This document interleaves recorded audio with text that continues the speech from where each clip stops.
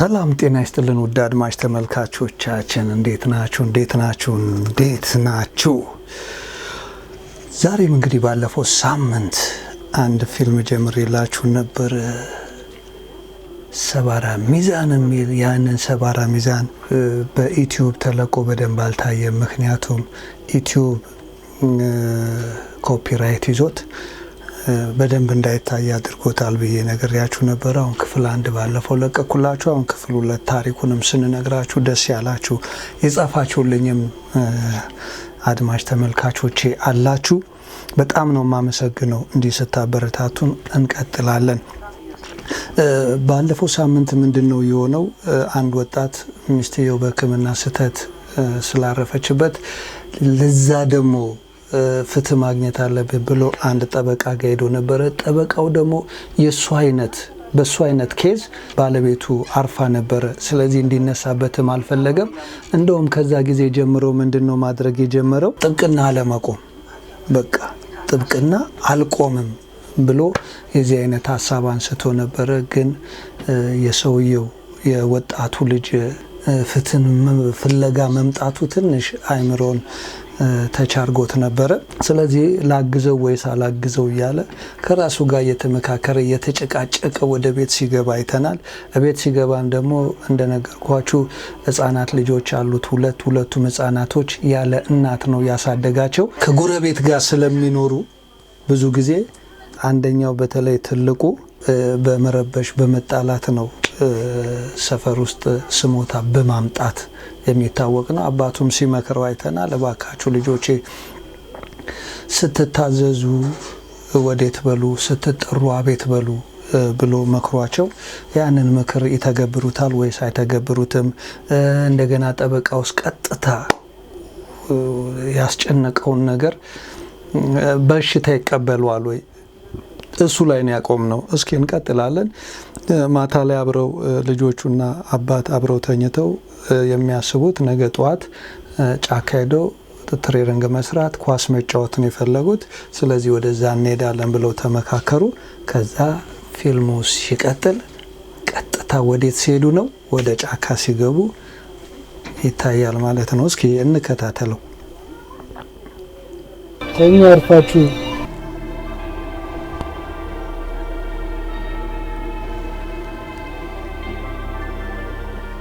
ነገ ጠዋት ጫካ እንሄዳለን። እሺ፣ ኳስ እንጫወታለን።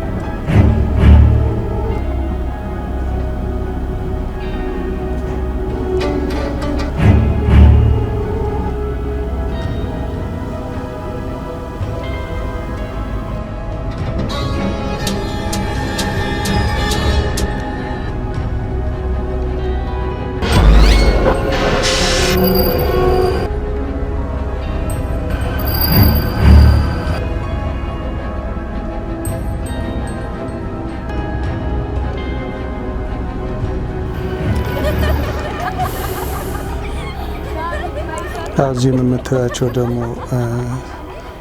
ልጆች አሉ። እናትና 2 ሴት ልጆች አሉ። እነዚህ የራሳቸው ምክንያት አላቸው። ጫካ የተገኙበት ለመዝናናትም ሊሆን ይችላል። እናታቸው 2 ልጆች ያሳደገችው በትግል ስለሆነ ብቻዋን ነው ያሳደገቻቸው። ስለዚህ እንዲዝናኑ እንደዚህ አይነት ቦታ ያመጣች የአባታቸውንም ትውስታ ለመርሳት ለማድረግ ነው ወደዚህ ይዛቸው የምትመጣው። በጣም ደስተኞች ነው የሚመስሉት።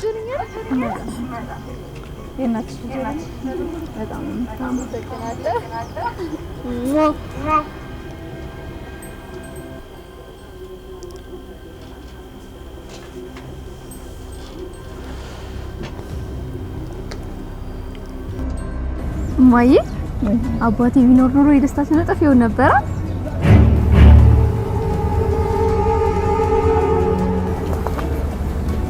የበለጠ ህይወታችንን መሰቃቀል ደግሞ እንዳራሽ ሁለታችሁንም እንዴት አድርጌ እናትም አባት መሆን ታሳደግኳችሁ አቃለው ማሚ ደግሞ አንድ ዘፈን ልስፈንልሽ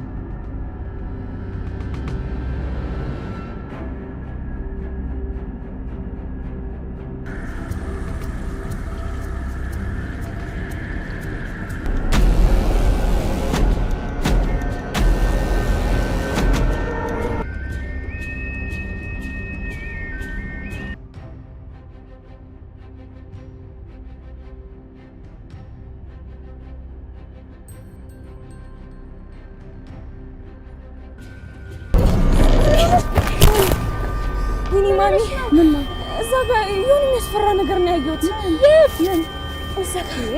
ምንድነው? አይደለም በጣም የሚያስፈራ ነገር አይቻልም።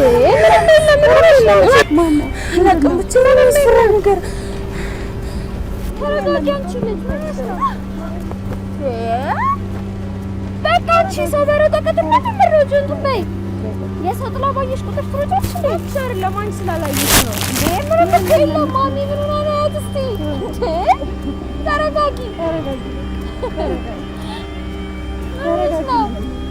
የምሬን ነው በጣም የሚያስፈራ ነገር ነው። ኧረ ምንም የለም በቃ ማሚ ሰውን ታትና ነው ልስፈንልሽ። አይ ዶንት ሳቲስፋይ እሺ ማሚ ተስፋንልሽ ማሚ ይዘፍንላት ጽኑ የጀገነች ክንዷ የበረታ እኔም ልጇ አለው ልሆናት መከታ ለእኔ እንኳን አትልም ስትኖር ለአንድ ሕይወቴ ራሴን ማይባት ሆና ማንነቴ ማሚዬ ማሪኝ ብዬሻለው እሞትብሻለው ማሪኝ ብዬሻለው እሞትብሻለው ማሪኝ ብዬሻለው እሞትብሻለው ማሪኝ ብዬሻለው እሞትብሻለው ማሪኝ ብዬሻለው እሞትብሻለው። በቃ አንተ ምንድነው ማሪኝ ብዬሻለው ብቻ ነው እንደምታውቀው? ሰው ሆኖ ስተትን የማይሰራ የለም የአንድ ቀን ጥፋቴን ተይ ማሪኝ ግድ የለም ነጋግረኝ በቀጭኑ ሽቦ በስልክ ነጋግረኝ በቀጭኑ ሽቦ ትዝታ እንዲመጣ ደርቦ ደራርቦ ነጋግሪ በቀጭኑ። እንግዲህ ይህንን ነገር እያደረገ ያለው ፍትህ መቀበል የሚፈልገው ፍትህ ፈላጊው ነው። ፍትህ ፈላጊው ታዲያ በዚህ አይነት መልኩ ይህንን ወንጀል እንዴት ይሰራል?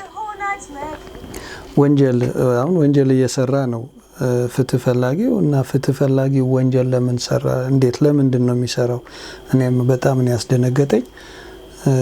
እዛ ጋ ሚስቴ ወይም ፍቅረኛዬ በጣም ታማለች፣ እንትን ፍቅረኛዬ በሕክምና ስህተት ሞታለች፣ ስለዚህ የእሷን ፍትህ ማግኘት አለብኝ እያለ እዚህ ጋር ደግሞ የሚሰራውን ነገር ይው ለምንድን ነው እንግዲህ ለምን እንደሆነ በሚቀጥለው ክፍል 3 ላይ ይዘነው እንመጣለን። ስለተከታተላችሁን በጣም ነው የምናመሰግነው። አብራችሁን ስለሆናችሁ ስለምትሆኑ እናመሰግናለን። ላይክ፣ ሼር እና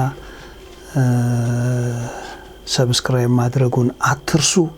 ዩቲዩብ የእናንተ ቲዩብ ነው። በአዲስ መልክ ነው የመጣሁት። እንቀጥላለን።